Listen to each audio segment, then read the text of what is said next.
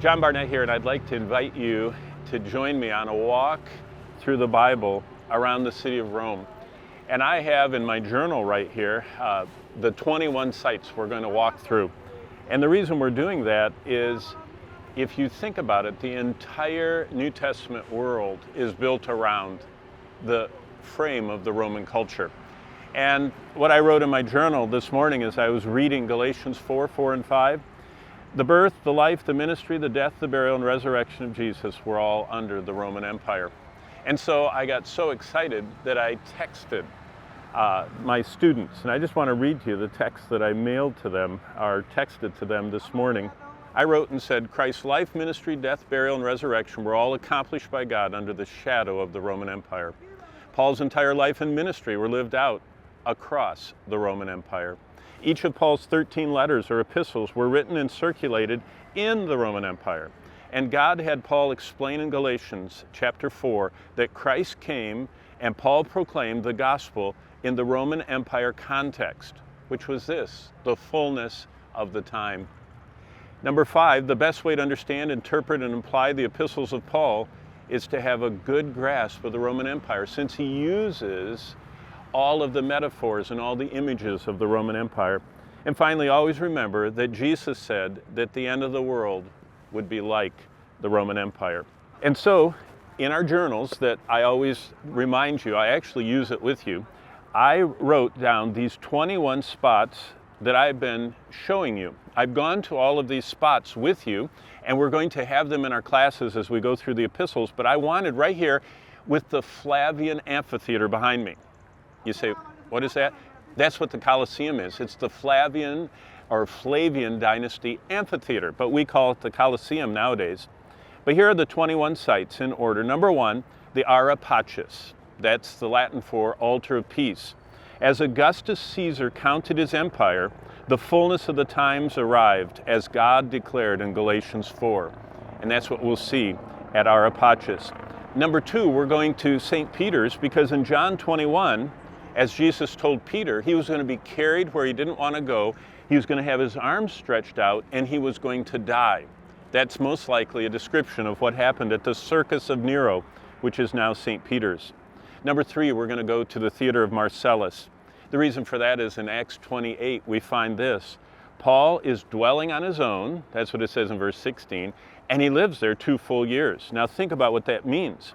Paul was held in Rome awaiting trial for 2 years, and during that time evangelized, taught, and wrote. He wrote at least 4 New Testament epistles during that time.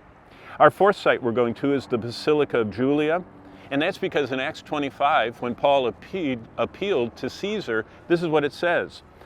You have appealed to Caesar you will go. And it says he did. And he waited in house arrest for his trial before Nero. And so, when Paul appealed to Caesar Nero, he came, he was acquitted, and then he continued until Nero retried and martyred him. And all of that, the first trial and the second trial, surround the Basilica of Julia. And then number 5 is the Mamertine prison. Paul's life was poured out as an irrecoverable drink offering. That's what he calls it, as he sat in the waiting room of heaven. That's what the Mamertine prison is. It's the waiting room for heaven. Our 6th stop is Trajan's Market and Trajan's Basilica. In Revelation 2, Jesus said, don't fear what's coming. And what he was announcing to the early church was that second wave of persecution. The first was under Nero, where Peter and Paul were martyred. The second was provincial. It was entire provinces being hunted down, the believers, and tried. And so at Trajan's Basilica, many people were condemned, many Roman citizens were condemned to death, and they ended their earthly lives and arrived in heaven from the Circus Maximus, where they were taken from that basilica for martyrdom. Number 7 is the Pantheon, and Satan's many antichrists all wanted to be worshipped through the years, and the Pantheon is such a picture of that, because Hadrian built it to put all the gods in one place and then to put the emperor's image in the middle of it, so that he was worshipped like all the other gods. That's what 2 Thessalonians 2:4 says is Satan's goal, to be set up as an image in a temple in Jerusalem and be worshipped as the God. Our 8th stop, as we journey through the city of Rome using this map, is Domitian Stadium. Now everybody, every tourist knows it is Piazza Navona, the Plaza of the Agony. Well, agon is the word for the stadium athletic events that were agonizing for those athletes. And John was rounded up by Domitian, exiled by Domitian, and Jesus came to remind him and all of us that we need to serve him to the end, no matter where we are or what's happening under the reign of Domitian. That's how John got to Patmos in Revelation 1:9.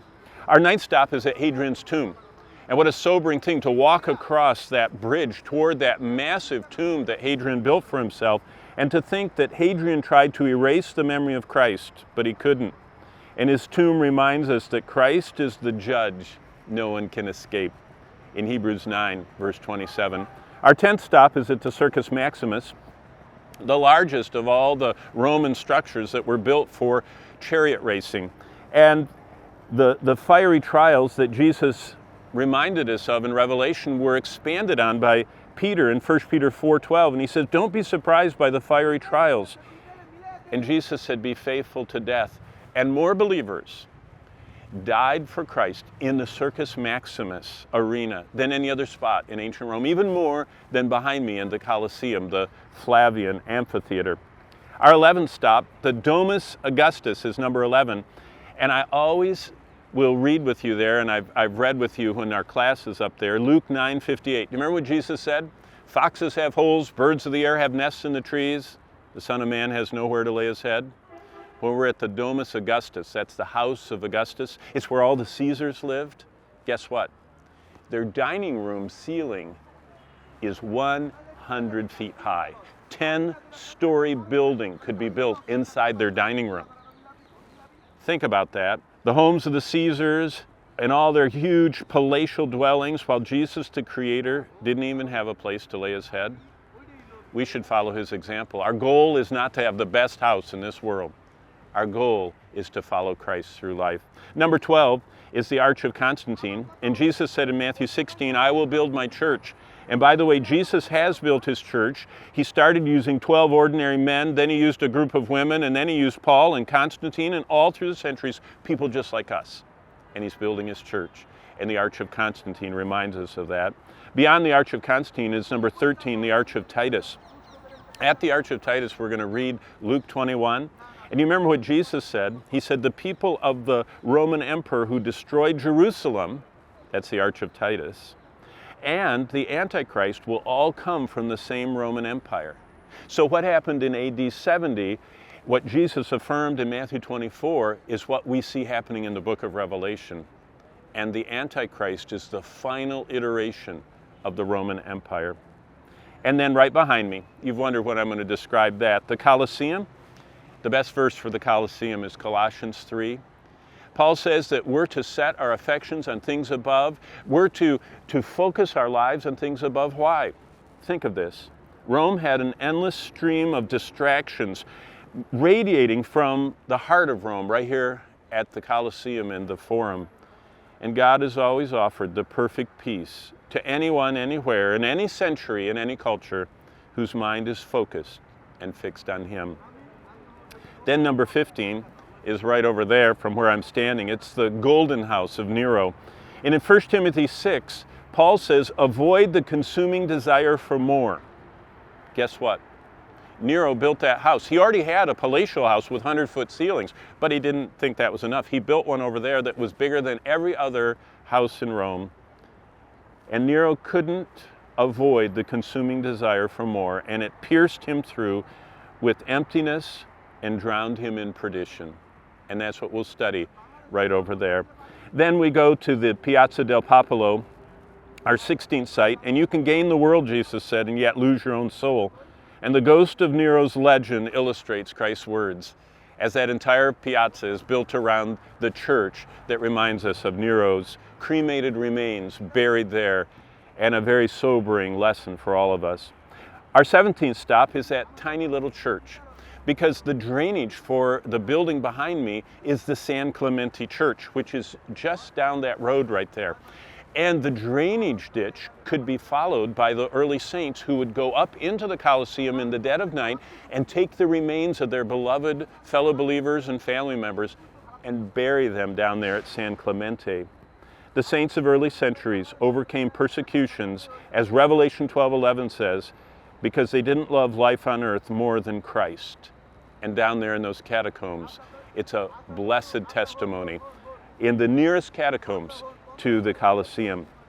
Our 18th site is Diocletian's Baths. We'll walk through what is now a huge church, which actually has the footprint of Diocletian's massive baths. Over 3,000 people could bathe simultaneously in this bath.